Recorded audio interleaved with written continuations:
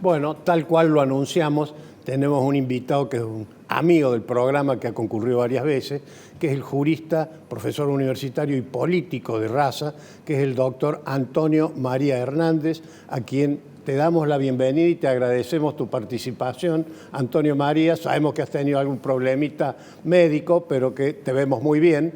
Así que nos alegra mucho y te agradecemos la visita. Vos sabés que tenemos poco tiempo y te queremos aprovechar al máximo porque sos un hombre multifacético. Abrimos el fuego, Antonio María, con tu opinión sobre lo que pasa con la Corte Suprema de Justicia, la designación de mi tocayo Manuel García Mansilla, hasta cuándo puede ser, si se lo puede sacar, si puede prosperar el amparo que han pedido o no. No sabemos bien lo que va a ocurrir porque los hechos se están produciendo. A mí me parece que va a ser muy decisiva la reunión del día 3 de abril, falta muy poco para eso. Ha sido convocado el Senado para tratar los dos pliegos. Esto es lo que ordena la Constitución Nacional en el artículo 99, inciso 4, es decir, la designación de un ministro de la Corte se hace por el presidente con acuerdo del Senado en una sesión pública donde hace falta además tener 2/3 de votos de los miembros presentes en esa sesión. Tiene que haber además, tiene que hacerse de manera pública y además hay un decreto que ya fue cumplido, el 222, que hace referencia a la posibilidad de las impugnaciones a quienes sean candidatos a ministros de la Corte. Entonces, en definitiva, todo se va a resolver la semana que viene. Si no hay 2/3 de votos, yo soy partidario en mi interpretación constitucional de lo que dijo la Corte en el caso de José Vidó en 1964. Tenés que dejar inmediatamente el cargo porque no tenés ya legitimidad para mantenerte. Pero, o sea, Antonio, personalmente rechazo la tesis de que vos puedas mantenerte hasta el final de las sesiones ordinarias de este año. Antonio, pero Ahí hay un problema. Antonio, esa tesis que vos rechazas va a contramano de lo que dice el artículo 99, inciso 19 de la Constitución Nacional vigente. Yo no creo esto, no creo eso, hay que interpretar sistemáticamente la Constitución. Esa fue una reforma de 1860, cuando acá se ha producido una reforma mucho más importante y mucho más legítima y muy reciente, que es la de 1994. Pero no tocaron ese tema, Antonio. Quedó vigente porque lo que sí, no es derogado está vigente. Sí, pero eso no significa que vos no tengas que interpretar de manera sistemática. Vos podés llegar, en todo caso, a pensar que hay una designación en comisión, pero lo que importa realmente es que se complemente el proceso con la designación por parte del acuerdo del Senado de la Nación. Esto ya fue interpretado oportunamente incluso antes de la reforma constitucional del 94. Y además, las designaciones en comisión habían sido hechas por 3 o 4 presidentes, pero a fines del siglo XIX, comienzos del siglo XX. Y cuando intentó hacer una designación en comisión el presidente Macri, ante las críticas rápidamente retiró esa idea y esperó que exista obviamente el acuerdo del Senado. Está muy clara tu opinión, Antonio, vos sos una autoridad en el tema. Cambiamos de tema. Vos que sos un luchador por el federalismo, te quiero preguntar, porque has sido constituyente de 1994, si la elección directa del presidente y abandonar el colegio electoral favoreció el federalismo.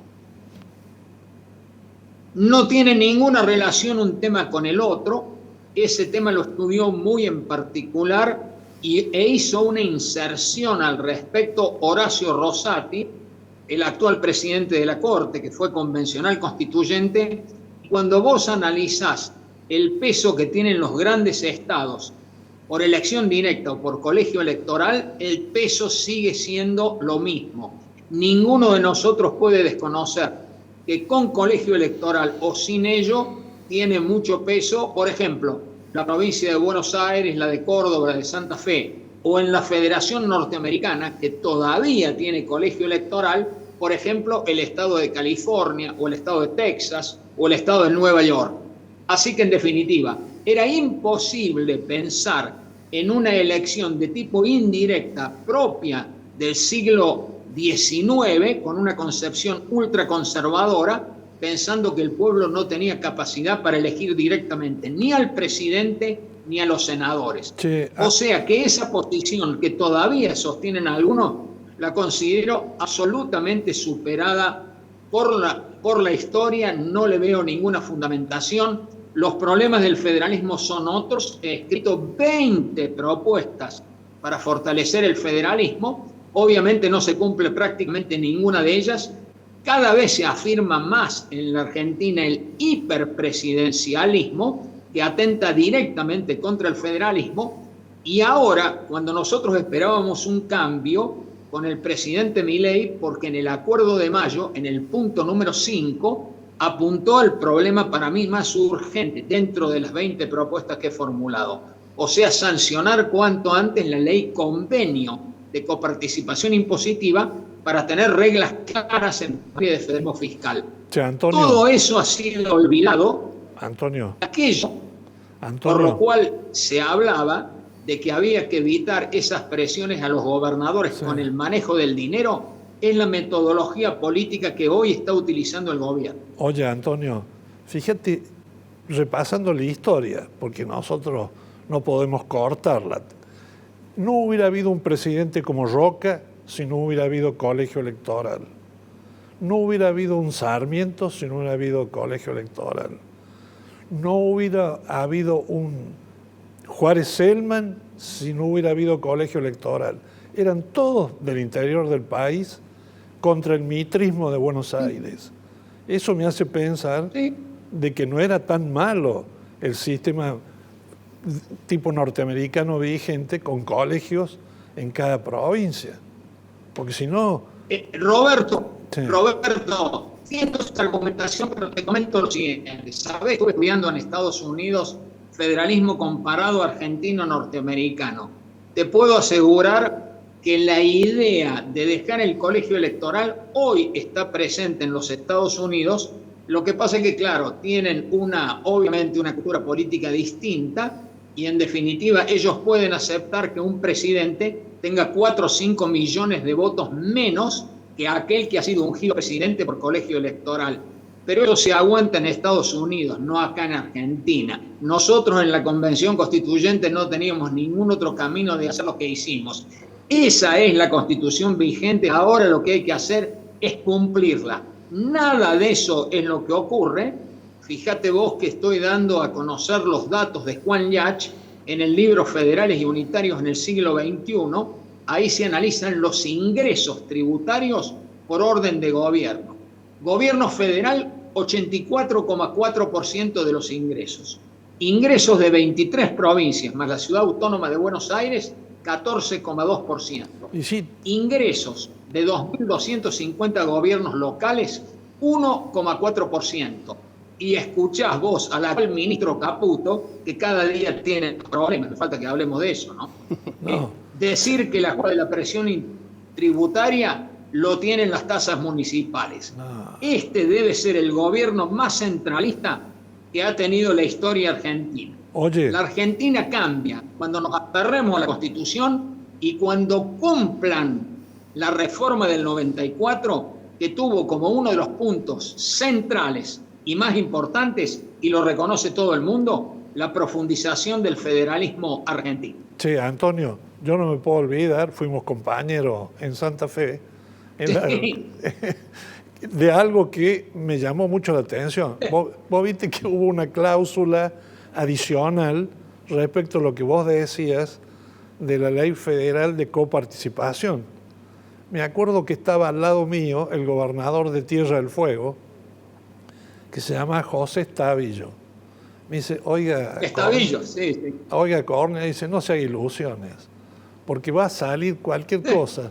Pero yo, como gobernador de Tierra del Fuego, tengo gastada las rodillas de ir del 1 al 5 de cada mes Sí. arrodillarme Sí. a caballo para Sí. que me tire unos mangos, Sí. de lo contrario no puedo pagar los sueldos. Sí.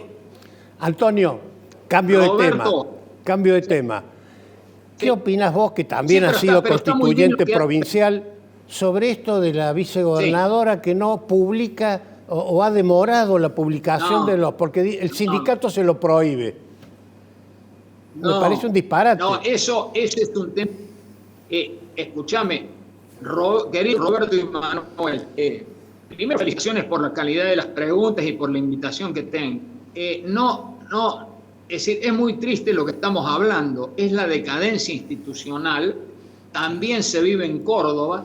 Es increíble que la Voz del Interior haya tenido que presentar un amparo porque la legislatura no conocer la lista de los empleados que tiene, que los pagamos nosotros. Es decir, esto significa desconocer el sistema republicano, no entender lo que es la libertad de prensa. Realmente son argumentos bochornosos. Ahora se va a conocer una lista en la cual poca gente va a creer, pero por otra parte, pareciera que hay otros contratados más. O sea, es algo verdaderamente lamentable, y aprovecho para decir algo más. Nosotros necesitamos, yo integré la comisión de juristas para la reforma político-electoral de Córdoba en el 2008, y nosotros ahí propusimos, con distintos criterios, la idea de una nueva reforma constitucional en la provincia, a volver al sistema bicameral, porque el argumento por el cual llevó adelante la reforma esencialmente de la SOTA era por el tema económico, por el gasto de tener dos cámaras. Yo dije claramente, al no aceptar ser convencional constituyente por cuarta vez, que iban a pasar dos cosas. Primero, iba a decaer la calidad legislativa, el control político, y que además el interior de la provincia se iba a quedar sin una adecuada representación. Antonio. Desafortunadamente tuve razón. Así es. Antonio, Es lamentable lo que está pasando.